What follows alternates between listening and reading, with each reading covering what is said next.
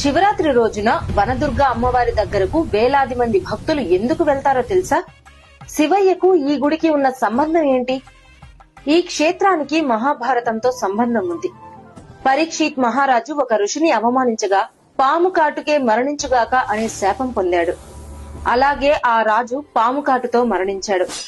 తండ్రి మరణంతో మండిపోయిన రాజకుమారుడు జనమేజయుడు ప్రపంచంలోని నాగులను నాశనం చేయడానికి సర్పయాగం ప్రారంభించాడు.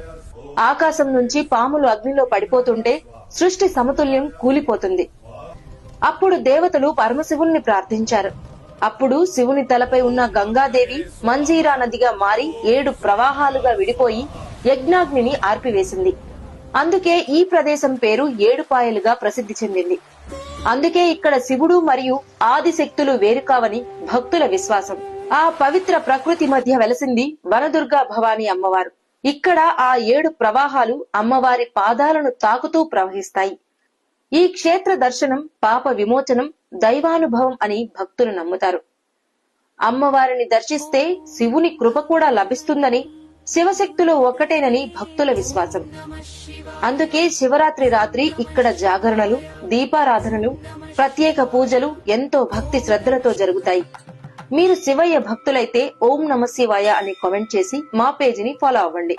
ఇలాంటి పవిత్ర క్షేత్ర